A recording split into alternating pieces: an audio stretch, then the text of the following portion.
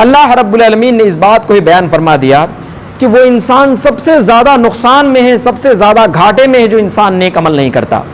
इस सिलसिले में अल्लाह ताला ने मुकम्मल एक सूरत के अंदर नाज़िल फरमा करके बयान फरमा दिया, वल अस्र इन्नल इंसान लफ़ी खुस्र इल्लल्लज़ीना आमनू व अमिलुस्सालिहात व तवासौ बिल हक़ व तवासौ बिस्सब्र।